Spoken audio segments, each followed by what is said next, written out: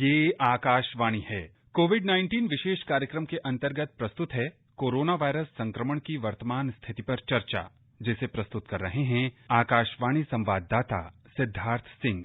इस कार्यक्रम में आमंत्रित स्वास्थ्य विशेषज्ञ हैं अखिल भारतीय आयुर्विज्ञान संस्थान नई दिल्ली के डॉक्टर आलोक ठक्कर।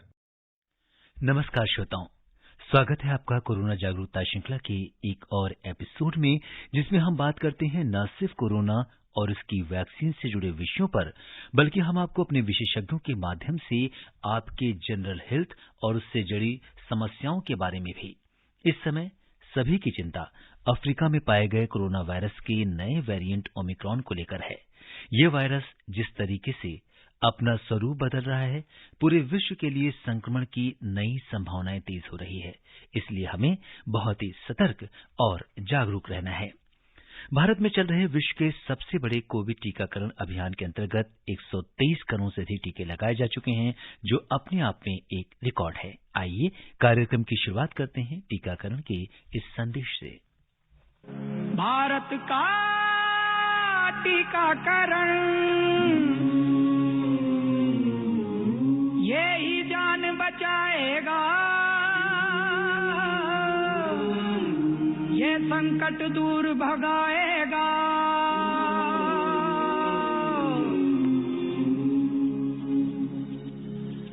मिलकर विश्व बचाएं, सबकी जिम्मेदारी, ये संकट दूर भगाएं, जन जन भागीदारी। टीकाकरण से ही मात खाएगी ये महामारी। जी हाँ श्रोताओं, अगर आपने अभी तक कोविड का टीकाकरण नहीं कराया है तो उसे जल्द से जल्द कराएं। श्रोताओं, कोरोना की वर्तमान स्थिति पर चर्चा करने और आपके तमाम सवालों का जवाब देने के लिए आज के इस विशेष फोन इन कार्यक्रम में हमारे साथ जुड़ गए हैं अखिल भारतीय आयुर्विज्ञान संस्थान एम्स नई दिल्ली के otolaryngology and head and neck surgery विभाग में professor doctor Alok Thakkar. Doctor Alok का मेडिकल एकेडमिक्स और पेशेंट ट्रीटमेंट में लंबा अनुभव रहा है। कोविड के समय म्यूकोरमाइकोसिस यानी ब्लैक फंगस के ऊपर आपने बहुत काम किया और इससे जुड़ी रिसर्च और पेशेंट ट्रीटमेंट में आपका विशेष योगदान रहा है। डॉक्टर आलोक को ईएनटी के क्षेत्र में विशेष योगदान के लिए राष्ट्रीय शकुंतला हमीरचंद पुरस्कार और एनईएस गोल्ड मेडल अवार्ड से भी सम्मानित किया जा चुका है। डॉक्टर आलोक, नमस्कार। आज के इस विशेष कार्यक्रम में आपका स्वागत और अभिनंदन करते हैं। नमस्कार सिद्धार्थ जी, आपको भी और आपके श्रोताओं को भी। श्रोताओं, आप कोरोना और ईएनटी से संबंधित सवाल डॉक्टर आलोक से हमारे स्टूडियो के टोल फ्री नंबर 1800-115767 और 011-233-14444 पर पूछ सकते हैं। आप हमारे ट्विटर हैंडल @AIRnews पर #AskAIR पर अपने सवाल पोस्ट भी कर सकते हैं। डॉक्टर आलोक, सबसे पहले बात करते हैं कोरोना वायरस के नए स्ट्रेन ओमिक्रॉन की, जिसे लेकर स्वास्थ्य सचिव ने आज राज्यों के साथ समीक्षा बैठक की है। साथ ही विश्व स्वास्थ्य संगठन यानी WHO ने आज चेतावनी जारी की है कि अर्ली एविडेंस के आधार पर कोविड के ओमिक्रॉन वेरिएंट से खतरा बहुत ज्यादा है। म्यूटेटेड कोरोना वायरस के फैलने से गंभीर परिणाम हो सकते हैं। आपसे ये जानना चाहेंगे कि ये कोरोना वायरस का जो नया म्यूटेंट स्ट्रेन है, ये क्या है? जी देखिए, म्यूटेशन तो हर जीव जंतु में होते ही रहते हैं, आम बात है। म्यूटेशन का मतलब ये होता है कि जो आपकी जीन्स हैं, जिसके बेसिस पे आपकी बॉडी का प्रोग्राम लिखा होता है और बॉडी बनती है जी, वो थोड़ा थोड़ा चेंज हो जाता है। वो अपने आप नेचुरल प्रोसेस में टाइम के साथ थोड़ा बहुत बदल जाता है। वैसे ही जो वायरस है उसमें भी म्यूटेशन आ जाता है। म्यूटेशन वायरस तो बहुत हमारे मुकाबले बहुत सिंपल ऑर्गेनिज्म है, पर उसमें अगर थोड़ा बहुत चेंज आ जाए तो उसकी जो प्रोग्रामिंग चेंज हुई तो उसके सरफेस पे उसके भी थोड़ा चेंज आएगा। तो अभी जो वायरस है इसमें थोड़ा सा म्यूटेशन आया और ये बहुत आम बात है। जब SARS-CoV-2 आया था तो ये भी एक म्यूटेशन से ही आया था। कोरोना वायरस तो पहले भी हमारे पास था, पर अब ये जो थोड़ा सा चेंज हो गया तो वो SARS-CoV-2 बन गया जी। उससे जो है हमें इतनी प्रॉब्लम आ गई। अब ये फिर से थोड़ा सा चेंज लाया जी, पर उस चेंज से ये तो है कि इन्फेक्टिव है और फैल रहा है, ये बात तो सामने आई है। और क्योंकि चेंज आया है और तो उतनी उस पर इम्यूनिटी नहीं होगी जितनी पिछले वायरस के, जितने नॉर्मल वायरस के साथ थी, जो हम लोगों की इम्यूनिटी अब बनती आ रही है, जिस वजह से केसेस कम हो रहे हैं, जी। तो उतनी इम्यूनिटी तो नहीं होगी। पर अभी तक ये क्लैरिटी नहीं आई है कि ये वायरस खतरनाक कितना है। जी। और स्प्रेड हो रहा है जी, जी। लेकिन बीमारी इतनी खराब नहीं लग रही है जैसे साउथ अफ्रीका के डॉक्टर बता रहे हैं। जी। तो डॉक्टर आलोक, क्या इस वायरस के लक्षण आम कोविड वायरस की तरह ही हैं या इसके सिम्टम्स कुछ अलग हैं? तो साउथ अफ्रीका से जो बात आ रही है वो तो ये कह रहे हैं कि लक्षण जनरली माइल्ड ही हैं, बहुत खराब लक्षण नहीं है कि भी पेशेंट हॉस्पिटलाइज हो। जी। पर हाँ, हर पॉपुलेशन में थोड़ा फर्क होता है, केयरफुल जरूर रहना है, बिकॉज वायरस तो अब थोड़ा नया है, तो थोड़ा सा है, तो इसकी उतनी इम्यूनिटी नहीं होगी इस सब में, तो ये फैल तो रहा है और फैलेगा भी। पर हाँ, अभी तक ऐसी बात नहीं है सामने कि ये वायरस की डेंजरस बीमारी डेंजरस है, बीमारी माइल्डली है जनरली। जी, ये बड़ी रिलीफ की बात है। और डॉक्टर आलोक, इस बीच अमेरिकी कंपनी मॉडर्ना ने कहा है कि अगर बाजार में उपलब्ध वैक्सीन का कोरोना के नए वेरिएंट ओमिक्रॉन, जैसा कि काफी ज्यादा म्यूटेशन हो गया है इसके अंदर, तो अगर ऐसे में अगर वैक्सीन का असर इस पे नहीं होता तो क्या नई वैक्सीन हमें डेवलप करनी पड़ेगी? नई वैक्सीन नहीं डेवलप करते, वैक्सीन को थोड़ा सा चेंज किया जाता है। वैक्सीन जैसे इन्फ्लुएंजा की भी वैक्सीन होती है, बहुत लोग लगवाते हैं जो वृद्ध अवस्था में होते हैं, उनमें रिकमेंडेड है जी। तो इन्फ्लुएंजा की वैक्सीन भी जो है आम जो है हर साल 2 साल में थोड़ी सी ट्वीक की जाती है, क्योंकि जैसे अभी कोरोना में थोड़ा सा म्यूटेशन हुआ है, वैसे नॉर्मल फ्लू का जो इन्फ्लुएंजा का जो वायरस होता है वो भी थोड़ा थोड़ा बदलता है साल 2 साल में, और जो तब स्ट्रेन चल रहा था उसके हिसाब से थोड़ी सी जो है वैक्सीन ट्वीक की जाती है। वैसे ही इसको भी थोड़ा सा चेंज करना पड़ेगा, ये नहीं कि मतलब शुरू से फिर सारी वैक्सीन बनानी पड़ेगी और कितने डोज में देनी है और कितने उससे मिक्स करनी है, पर हाँ थोड़ा बहुत उस पर ट्वीक करना पड़ेगा। ये तो वैसे भी ऑनगोइंग चीज रहती है वैक्सीन के साथ, वायरसेस के साथ, और जैसे जैसे नए नए स्ट्रेन आएंगे तो वैक्सीन तो थोड़ी बहुत मॉडिफाई करनी पड़ेगी। जी। और तो आम बात है, इंडस्ट्री करती है। जी बिल्कुल। और डॉक्टर आलोक, अब आपके क्षेत्र की बात करते हैं। आपका एनटी के क्षेत्र में बहुत लंबा अनुभव रहा है और काफी आपने शोध किया है इसके ऊपर। आपसे जानना चाहेंगे कि कोविड की दूसरी लहर के दौरान जिन लोगों को ब्लैक फंगस हुआ था, क्या उन्हें अभी भी अपनी जांच कराते रहना चाहिए या कुछ सावधानियां ऐसी हैं जो उन्हें अभी भी फॉलो करनी है? देखिए, इसके लिए ये समझना जरूरी है कि क्यों आया था black fungus. Obviously black fungus की जैसे हमने पहले बात की थी, म्यूकर माइकोसिस जो हम उसको कहना प्रेफर करते हैं, तो म्यूकर माइकोसिस आम तौर पे आम आदमी को नहीं होता है, वो अगर आपकी इम्यूनिटी कम होती है तो ही होता है। और उस टाइम में इम्यूनिटी कम हुई थी कुछ कोविड इटसेल्फ से, और ज्यादातर इसलिए कम हुई थी कि जिन लोगों को डायबिटीज थी उनकी डायबिटीज बिगड़ गई थी, कोविड से डायबिटीज बिगड़ जाती। कुछ लोगों को इसलिए भी हुई थी कि जिससे कि जो कोविड पे दवाइयां दी जा रही थी उससे भी थोड़ी इम्यूनिटी कम हो जाती थी। जी। आज के दिन में तो अगर आपकी इम्यूनिटी ठीक है, जैसे कि उम्मीद है ठीक ही होगी, तो कोई ऐसी बात नहीं है। पर हाँ, अगर आप डायबिटिक हैं तो कंट्रोल में रखना बहुत जरूरी। जी बिल्कुल। क्योंकि कोविड तो आके चला गया, 10-12 दिन का इन्फेक्शन होता है, कभी 2-3 हफ्ते रह जाता है, और कोई दवाई भी आप गलत नहीं ले रहे होंगे अभी। पर हाँ, अगर आपकी डायबिटीज कंट्रोल में नहीं थी और अभी भी कंट्रोल में नहीं है, तो नेचुरली फिर बॉडी में उतनी क्षमता नहीं होगी आपकी इन्फेक्शन को रोकने की। और अगर आपकी डायबिटीज कंट्रोल में रखेंगे तो ठीक रहना चाहिए। जी। और डॉक्टर आलोक, सर्दी का मौसम शुरू हो चुका है और थ्रोट एक ऐसी जगह है जिससे हर कोई परेशान रहता है। सर्दियों में थ्रोट इन्फेक्शन बहुत कॉमन होता है, तो ऐसे में हम अपने थ्रोट को कैसे बेहतर रख सकते हैं, स्वस्थ रख सकते हैं सर्दियों के मौसम में? देखिए, हर इन्फेक्शन में ही, और ये बात कोरोना के लिए भी जायज है और बाकी इन्फेक्शन के लिए भी जायज है, कुछ इन्फेक्शन इसलिए पकड़ता है क्योंकि जो आपका इन्फेक्शन है वो आपको बहुत ज्यादा मात्रा में मिल रहा है, और कुछ इन्फेक्शन इसलिए पकड़ता है कि आपकी अपनी क्षमता जो है अपने आप को बचाने की है, आपकी इम्यूनिटी जो है वो लो है। जी। तो तो सर्दियों में एक तो जो है आप इंडोर्स हो जाते हैं, बाहर कम निकलते हैं। जब अंदर के एनवायरनमेंट में एक दूसरे से मिलते हैं तो वायरस के लगने की रिस्क थोड़ा ज्यादा हो जाता है। दूसरा जो है बाहर के एनवायरनमेंट में मिलते हैं तो रिस्क थोड़ा कम होता है नेचुरली, क्योंकि हवा में वो रह जाता है। जी। दूसरा जो है सर्दियों में आपकी इम्यूनिटी कई बार कम हो जाती है, क्योंकि अब आपने अगर ठीक कपड़े नहीं पहने या आप जो है गलत रहेगा, बहुत ठंडा पानी पी रहे हैं, ठंडा खाना खा रहे हैं, ये चीजें माइनर होती हैं, कोई इनसे ऐसा नहीं कि एक बहुत फर्क पड़ जाता है। पर जनरली सेंसिबल ये है कि भाई सर्दियां हैं तो आप एक तो ऑब्वियसली इंफेक्टेड लोगों के साथ बहुत ज्यादा ना उठे बैठे हैं, अगर किसी और का गला वाला खराब है कुछ है तो बहुत ज्यादा ना उठे बैठे। दूसरा ये है कि आप अपना ख्याल रखें कि अपने आप को ठीक से सर्दी से बचाएं। जी। और इस बीच ईमेल पर हमारे श्रोता ने जानना चाहा है कि जाड़े के दिनों में जैसे अपने कहते हैं कि गले को कवर करके रखना चाहिए, जिससे कि काफी आप इस तरह के थ्रोट इन्फेक्शन से या सर्दी खांसी जुकाम से बचे रह सकते हैं। तो गले को कवर करना कितना इम्पोर्टेंट होता है, क्योंकि आगे सर्दियां बढ़ने वाली हैं।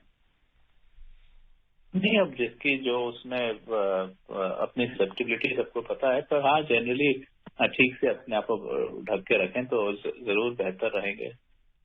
जी। और हाँ चेस्ट वेस्ट तो बिल्कुल कवर करके रखना ही चाहिए। हाँ। और डॉक्टर आलोक बात करेंगे कान की।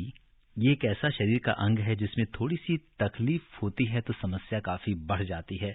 अक्सर कान में दर्द होने पर लोग तेल या कुछ अन्य चीजों का कानों में डालते हैं, तो ये कितना सही है कान में तेल डालना? नहीं, सही तो नहीं है।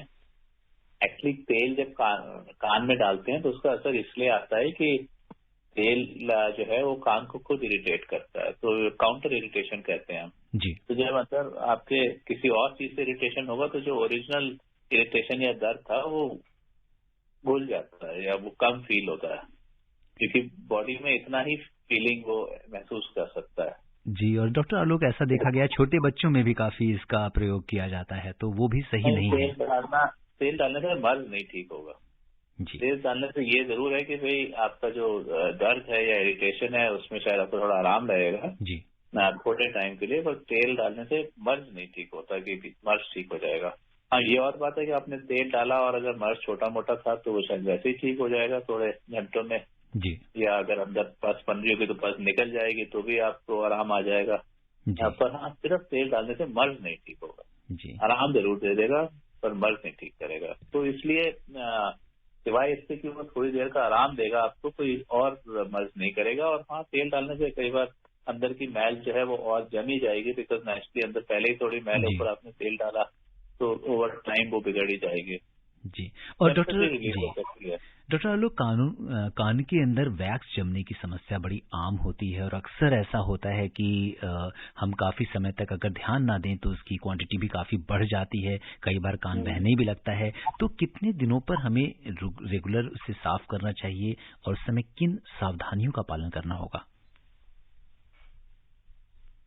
अब इसमें भी ये है कि कान ना एक्चुअली खुद नहीं साफ करना चाहिए जी, क्योंकि कान का जो आप कह ले कैनाल है या छेद है वो इतना छोटा होता है कि जी, आप उसको ठीक से साफ कर नहीं सकते। अगर आप साफ करने की कोशिश करेंगे और वहां पे है वैक्स जी, तो इट इज लाइकली कि आप उसको अंदर ज्यादा पुश करेंगे rather than कि आप उसको बाहर निकालें। और अगर वैसे ही वैक्स नहीं है तो आपने थोड़ा खुजाया, आपको थोड़ा आराम मिला, वो और बात है। तो अगर आप खुद कान साफ करेंगे तो आप वैक्स अंदर ही डालेंगे, बाहर नहीं निकालेंगे। हम लोग भी जब वैक्स क्लीन करते हैं तो ठीक से लाइट वाइट लगा के इंस्ट्रूमेंट लेके देखने के बाद फिर भी कोई ऐसे बहुत आसान चीज नहीं होती कि उसको बिन देखे अनदेखे करके निकाल लें। जी। तो जी, खुद नहीं क्लीन करना चाहिए। जनरली कुदरत ने ऐसा मैकेनिज्म बनाया है कि आपका कान अपने आप साफ ही रहेगा, क्योंकि कान का ऐसा मैकेनिज्म है कि उसका जो थोड़ा सा जो अंदर सिक्रीशन या वैक्स होता है वो धीरे धीरे बाहर की तरफ अपने आप ट्रांसफर हो जाता है। ये बिगड़ता तब है अगर हम खुद उसको स्क्रैच कर लेते हैं। अगर हम उसको स्क्रैच करते हैं तो उसका अपना मैकेनिज्म बिगड़ जाता है, फिर इकट्ठा होना शुरू हो जाता है। या किसी किसी में टेंडेंसी होती है जो खासकर अगर कान के बाल बहुत ज्यादा हों तो अदरवाइज नॉर्मली जो है 99% लोगों के कान अपने आप साफ रहेंगे अगर हम खुद ना उनको छेड़ें। जी। अगर प्रॉब्लम है तो डॉक्टर से ही निकलवाएं, वही ठीक है। और अगर हमें क्लीनिंग भी करनी है तो कितने कितने दिनों के अंतराल पे हमें किसी ENT को विजिट करना चाहिए इसके लिए? साल निकलता है, 1000 साल में काफी होगा। जी बिल्कुल। और जो श्रोता हमसे अभी भी जुड़े हैं उन्हें बता दें कि कोरोना जागरूकता श्रृंखला के आज के इस विशेष कार्यक्रम में श्रोताओं के सवालों का जवाब दे रहे हैं अखिल भारतीय आयुर्विज्ञान संस्थान एम्स नई दिल्ली के otolaryngology and head neck surgery विभाग में प्रोफेसर डॉक्टर आलोक ठक्कर। आप भी डॉक्टर आलोक से हमारे स्टूडियो के टोल फ्री नंबर 1800115767 पर कोरोना और साथ ही ENT से जुड़े सवाल पूछ सकते हैं। और इस बीच हमारे आज के पहले कॉलर हैं ठाणे महाराष्ट्र से गुरुनाथ जी। गुरुनाथ जी नमस्कार, बहुत बहुत स्वागत है आपका कार्यक्रम में। जी सर नमस्कार। जी सर डॉक्टर साहब को भी नमस्कार। सर मेरा क्वेश्चन है सर, हमारे जो ठाणे डिस्ट्रिक्ट में एक वृद्धाश्रम है सर जी, ओल्ड एज होम है जी सर। अभी 2-3 दिन पहले वहाँ पे जो रहने वाले लोग हैं 75-80 के करीब लोग सर, वो सभी लोग अभी जो मतलब वहाँ एक जो कर्मचारी था वो पॉजिटिव हो चुका था, पता नहीं किसी को, वो उन लोगों को खाना सर्व करता था जी सर। 2 दिन के बाद उसका पता चला कि ये पॉजिटिव है सर। उसके बाद वो छुट्टी पे गया तो वो सर 2 दिन के अंदर वो सारे के सारे लोगों को पॉजिटिव हो गए और बल्कि उन्होंने दोनों टीका भी लगा चुके। तो ये इतना तेजी से मतलब एक आदमी जाता है जब तक वो बातचीत न करते हुए, मतलब जो ड्रॉपलेट से ऐसे बोलते हैं ये फैलता है या छिंक आती है। तो छिंक तो कभी कभी आदमी को मतलब तुरंत आती है नहीं, खाली वो थोड़ा बातचीत करने जी से बिल्कुल मतलब बिल्कुल आपका सवाल हम समझ गए। डॉक्टर आलोक ये जानना चाहते हैं कि एक व्यक्ति से क्या इतने लोगों में इतनी जल्दी संक्रमण हो सकता है या कैसे होता है? नहीं, बिल्कुल होता है, हो सकता है, तभी तो लोग इतना कोविड से घबराते हैं।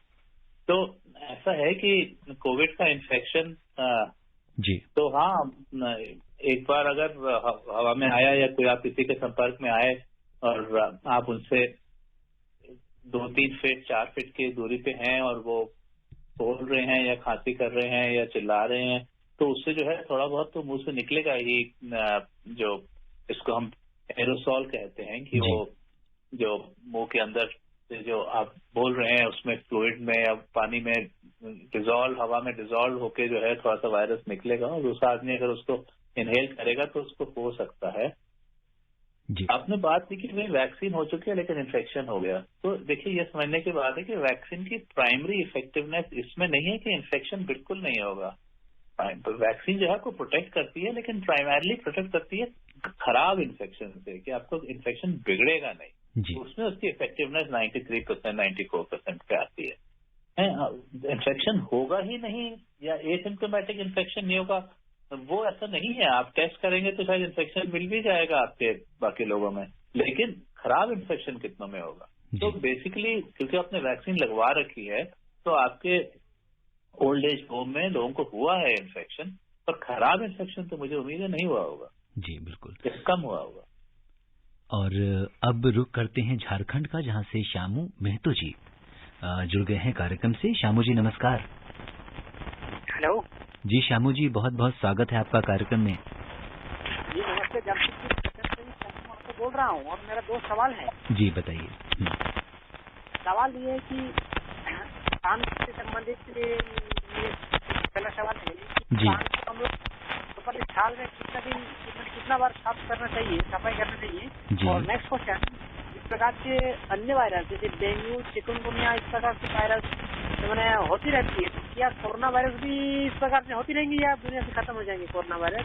मेरा 2 सवाल है। बिल्कुल बिल्कुल डॉक्टर आलोक, सबसे पहले तो इनका ये सवाल कि क्या कोरोना वायरस दुनिया से खत्म हो सकता है जैसे, तो क्या इसका क्या जवाब है? देखिए, उम्मीद तो नहीं है। अगर वायरस आ गया है तो थोड़ा बहुत होता रहेगा, पर हाँ, खराब इन्फेक्शन जिस तरह का पिछले 1-2 साल रहा है उस तरह की बीमारी नहीं देगा। उसका रीजन ये है कि जब ये वायरस पहली बार आया तो हम लोग जो है इससे एक्सपोज नहीं थे, किसी को भी इम्यूनिटी नहीं थी। जो भी इस वायरस के सामने आता था उसको हो जाता था, वो आगे और 4 लोगों को देता था, वो 4 लोग और 4 लोगों को देते थे, इस तरह से जो है सबको। अब जो है ज्यादातर लोगों में इम्यूनिटी आ गई है। उसके कई कारण है। एक कारण है कि जी बहुतों को वैक्सीन लग गई है, एक कारण है कि कईयों को इन्फेक्शन हो गया है, दूसरा ये भी है कि बहुत लोगों को एसिम्प्टोमेटिक इन्फेक्शन या बिना लक्षण दिए इन्फेक्शन हो जाता है। खास करके अगर आप मास्क वास्क लगा के घूमते हैं तो आपको अगर किसी से एक्सपोजर है भी तो वो इतना कम डोज में इन्फेक्शन होगा कि वो आपको बड़ी उम्मीद है कि बिना लक्षण के, जिसको हम कहते हैं एसिम्प्टोमेटिक इन्फेक्शन दे जाएगा, उससे भी आपको इम्यूनिटी बन जाएगी। तो अब 2 साल होने को आए, अब काफी लोगों में इम्यूनिटी बन गई है जी। वायरस तो है पर अब वायरस वो इफेक्ट नहीं करता आपको जी। और देखिए कोरोना वायरस के 3 वायरस तो पहले भी थे। जब हम लोगों को कोल्ड वोल्ड होते हैं जी। उनमें से कई वायरस होते हैं, उनमें से 3 कोरोना वायरस में वो भी आपको कोल्ड देते थे। ये नया वायरस था, थोड़ा सा अलग था कोरोना वायरस ही, पर ये थोड़ा सा अलग था इसलिए इसने आपको इतनी परेशानी की। अब जैसे जैसे सभी देशों में सभी पॉपुलेशंस में इसका एक्सपोजर हो गया है, लोगों में इम्यूनिटी बन गई है, धीरे धीरे जो है इसका इफेक्ट कम होता जा रहा है। पर हाँ, ये कहना कि आप बिल्कुल उसको उखाड़ के बिल्कुल ही दूर फेंक देंगे, ऐसा नहीं होगा, रहेगा कहीं ना कहीं तो रहेगा। जी। और डॉक्टर आलोक, इन्होंने दूसरा सवाल पूछा था, हालांकि इसका जवाब आपने दिया है, मैं चाहता हूँ शॉर्ट में दोहरा दीजिए कि कान से संबंधित जो सफाई है वो हमें कितने कितने दिनों पर करनी चाहिए? हाँ, तो साहब मैंने इसके लिए ये कहा था कि कान की सफाई खुद नहीं करनी चाहिए जी। उससे जो है आपका कान और बिगड़ेगा ही, ठीक नहीं होगा। क्योंकि अगर आपके कान में मैल है और आप खुद कोशिश करेंगे उसको साफ करने की, तो आप जरूरन जो है उसकी मैल अंदर ही ज्यादा पुश करेंगे, बाहर कम निकाल पाएंगे। कान से मैल बिना देखे ऐसे मैल साफ करके बाहर निकालना मुश्किल काम है। तो आप साफ ना ही करें। ज्यादातर लोगों के कान तो साफ ही रहेंगे, आप करें या ना करें। कुछ को टेंडेंसी होती है कान में मैल इकट्ठे हो जाने की, जिनको टेंडेंसी है उनको साल सवा साल साफ कराना पड़ेगा जी। पर ज्यादातर लोगों को ऐसी प्रॉब्लम नहीं होगी। कुछ ना करें, उसको खाली छोड़ दीजिए। जी। और रामपुर से अनीसुर रहमान जी जुड़ गए हैं अपने सवाल के साथ कार्यक्रम से। अनीस जी नमस्कार। हेलो सर, नमस्कार जी, बहुत बहुत स्वागत है आपका कार्यक्रम में। सर धन्यवाद सर। मैं ग्राम धनुपुरा, जिला रामपुर से आपका अनीसुर रहमान बात कर रहा हूँ सर। जी बताएं सर। मेरा सवाल यही है सर, जो वैक्सीन जो लगवाई जा रही है गाँवों के अंदर, जो कैंप लग रहे थे सर, तो फिलहाल कुछ व्यक्ति और जितनी महिलाएं थी वैक्सीन लगवा चुकी हैं और बहुत सारी नहीं लगवा रही हैं सर, तो उनसे क्या कहना है सर? और मेरा यही कहना है सर, एक सवाल और पूछना चाहता हूँ सर आपसे। जी ये सर ये बतलाइए सर, कहने को खाने को मन करता है और सर खाना भूख नहीं लगती है सर, ऐसे क्या बात है सर? पेट भी भरा भरा रहता है और भूख भी नहीं लगती है सर। ओके, तो इनका दूसरा सवाल लेते हैं, क्योंकि वैक्सीन के ऊपर हमने बात कर ली है कि भूख नहीं लगती है, पेट भी भरा हुआ लगता है, तो ऐसा क्यों है डॉक्टर साहब? भूख नहीं लगती है और पेट इनका भरा हुआ लगता है, इसीलिए भरा हुआ लगता है क्योंकि भूख नहीं लगती। अब इसके बारे में बहुत ज्यादा मैं तो नहीं कह सकता। बिल्कुल, इनको जांच करानी पड़ेगी या डिटेल में शायद पता होगा तो उसका जवाब दिया जा सकता है। एक और कॉलर हमारे साथ कुशीनगर उत्तर प्रदेश से जुड़ गए हैं, सतीश जी, इनका सवाल लेते हैं। सतीश जी नमस्कार। सिद्धार्थ जी नमस्कार, और डॉक्टर आलोक को भी मेरा नमस्कार। जी, बहुत बहुत नमस्कार। सबसे पहले मैं डॉक्टर आलोक को धन्यवाद करना चाहूंगा और आभार व्यक्त करूंगा कि उन्होंने रातों 24 घंटे मिलकर और टीके वाला है 24 करोड़ के पार होने वाली है। आज के दिन में 123 करोड़ 84 लाख टीके लगते हैं। जी, मैं डॉक्टर आलोक को बहुत बहुत आभार व्यक्त करूंगा। जी बिल्कुल, हम सबका आभार है उनके लिए। जी, मेरी करीबन गाँव की आबादी है 1000, इन गाँव में मैं जागरूक करती हूँ और जी अपना सवाल पूछिए। जी, पहला टीका लगवा रही हूँ और मेरा सवाल ये है जी, तो हम जानते हैं कि हम तो स्टूडेंट हैं और ये जो नया कोविड का अगर आने वाले हैं तो इससे हमें कितना बचाव करना होगा। और दूसरा सवाल मेरा ये है कि कोविड का टीका लेने के बाद बड़े क्यों निकल जाते हैं? जी, क्वेश्चन एक बार दोहरा देंगे। कोविड का टीका लेने के बाद डॉक्टर सतीश जी का सवाल जो है वो बहुत क्लियर नहीं था डॉक्टर आलोक, क्योंकि शायद लाइन में काफी घबराहट थी। इन्होंने कुछ वैक्सीन की भी बात करी और कुछ टीके की बात करी, तो अपनी बात को आगे बढ़ाते हुए हम हेड एंड नेक सर्जरी की भी बात करते हैं कि और कौन कौन सी, अगर हम नोज की बात करें, तो इससे रिलेटेड क्या आम समस्याएं हो सकती हैं? जैसे कई बार लोगों की कई सारी समस्याएं हैं, तो वो आम समस्याएं क्या हैं जिनसे लोग बचा सकते हैं अपने आप को इससे? हेलो, देखिए, नोज में ऑब्वियसली इन्फेक्शन तो हर एक को ही साल तो एक दो बार हो ही जाता है कि भाई नोज में इन्फेक्शन हो गया, थोड़ी छींके वीके आ गई, नाक बहने लगा, थोड़ा बुखार आया। ये तो नॉर्मल कोल्ड कहा जाता है और ये तो आम आपको मेरे को थोड़ा बहुत कभी कभी होगा ही एक्सपोजर पे। दूसरी प्रॉब्लम जो बड़ी कॉमन रहती है वो है एलर्जी की प्रॉब्लम जी। और स्पेशली ये प्रॉब्लम आती है जब सीजन चेंज होते हैं जी, नवंबर दिसंबर के टाइम और फिर मार्च अप्रैल के टाइम जी। वो इसलिए होता है कि एलर्जी जो है वो हमारे एनवायरनमेंट में या हवा में कुछ ऐसी चीजें होती हैं छोटी छोटी, जो कि आपके नाक के अंदर जब जाती हैं तो बड़ा स्ट्रांग रिएक्शन कर देती हैं, जिससे कि छींके वीके आ जाती हैं, नाक बहना शुरू हो जाता है जी। और ये जो सीजन है, चेंज ऑफ सीजन, इसमें जनरली प्लांट्स का, फ्लावर्स का चेंज आता है सीजन के साथ, तो नई चीजें हवा में आती हैं, थोड़े दिन रहती हैं। और तो ये एलर्जी की प्रॉब्लम बड़ी फ्रीक्वेंट है, जिससे कि जो है छींके आ गई या कभी कभी आंख भी थोड़ी लाल हो जाती है, या आंख में खुजली हो गई, या नोज में खुजली हुई, छींके आ गई, नाक बहना शुरू हो गया जी। 8 दिन में ये बड़ा आम है। इसका ट्रीटमेंट एंटी एलर्जी की दवाइयां से बड़ी जल्दी रिस्पॉन्ड कर जाता है। ऑब्वियसली कभी कभी ज्यादा बिगड़ जाता है, पौले बन जाए, कुछ इस तरह की बात हो जाए तो जी कभी ऑपरेशन भी करना पड़ता है, पर ज्यादातर दवाइयों से अच्छा ट्रीट हो जाता है जी। और डॉक्टर साहब, नाक की हड्डी का बढ़ना भी एक काफी आम समस्या होती है, अक्सर लोग इससे परेशान होते हैं। बढ़ना थोड़ा गलत है, वो बचपन से ही जनरली टेढ़ी होती है, ऐसा नहीं कि बाद में बढ़ जाती है। लोगों की हड्डियां कई बार बिल्कुल परफेक्ट सेंटर में जैसे होनी चाहिए वैसे नहीं होती हैं, तो नाक का एक हिस्सा थोड़ा सा बंद हो जाता है, एक थोड़ा खुला रह जाता है, और हिस्सा थोड़ा बंद हो तो फिर साइनसाइटिस के लिए प्रीडिस्पोजिशन हो जाता है, लोगों को हेडेक हो जाता है, या नाक में पस सी पड़ जाती है और नाक बहते रहते हैं थोड़ा पस से जी। तो हाँ, अगर इस तरह की प्रॉब्लम हो तो फिर ऑपरेशन करा लेना पड़ता है। लेकिन बहुत बार हड्डी तो थोड़ी बहुत टेढ़ी, अगर वो बहुत टेढ़ी ना हो तो फिर कोई हम इतना उसमें तवज्जो नहीं देते कि ऑपरेशन करना जरूरी है। थोड़ी बहुत टेढ़ापन तो एक्सेप्टेबल होता है। बहुत ज्यादा हो जो आपको या तो सांस लेने में ट्रबल दे रहा हो जी, या आपको साइनसाइटिस कॉज कर रहा हो, तो फिर थोड़ा ख्याल रखना पड़ता है कि भाई शायद उसको ऑपरेट करके ही ठीक कर सकते हो। और डॉक्टर आलोक, सुबह जैसे आजकल मौसम बदल रहा है तो सुबह उठकर नाक बंद रहने की एक बड़ी समस्या होती है, और कई बार लोग कई दवाओं भी डाल लेते हैं जो नाक को खोलती हैं। तो ऐसे में कितनी सुरक्षित हैं जो इस तरह की हम ड्रॉप्स डालते हैं नाक के अंदर?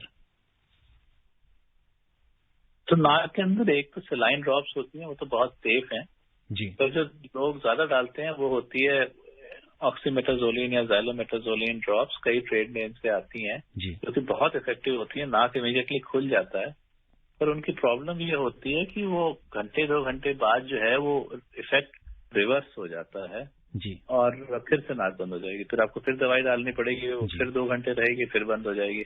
तो अल्टीमेटली ये दवाई ज्यादा यूज करने से जो है वो आपको नुकसान ज्यादा देती है लॉन्ग टर्म में। शॉर्ट टर्म में कभी कभार दवाई यूज कर सकते हैं, ऐसा नहीं कि नहीं यूज कर सकते। जी बिल्कुल। और डॉक्टर आलोक, का समय नहीं है हमारे पास कि हम इस चर्चा को आगे बढ़ाएं। आप कोविड-19 के इस विशेष कार्यक्रम से जुड़े, आपने श्रोताओं के प्रश्नों का उत्तर दिया, हमसे चर्चा की, आपका बहुत बहुत धन्यवाद और आभार। धन्यवाद जी, थैंक यू। इसी के साथ मुझे यानी सिद्धार्थ को दीजिए अनुमति। नमस्कार। कोविड-19 विशेष कार्यक्रम के अंतर्गत अभी आप सुन रहे थे कोरोना वायरस संक्रमण की वर्तमान स्थिति पर चर्चा, जिसे प्रस्तुत कर रहे थे आकाशवाणी संवाददाता सिद्धार्थ सिंह। इस कार्यक्रम में आमंत्रित स्वास्थ्य विशेषज्ञ थे अखिल भारतीय आयुर्विज्ञान संस्थान नई दिल्ली के डॉक्टर आलोक ठक्कर। ये कार्यक्रम आकाशवाणी के समाचार सेवा प्रभाग द्वारा प्रस्तुत किया गया। इसे आप हमारे mobile app news on AIR और YouTube channel news on AIR official पर भी सुन सकते हैं। इस कार्यक्रम के संबंध में अपनी प्रतिक्रिया आप हमें ईमेल कर सकते हैं। पता है airnsdtalks@gmail.com। ये कार्यक्रम फिर से सुनने के लिए लॉग ऑन करें हमारी वेबसाइट newsonair.nic.in।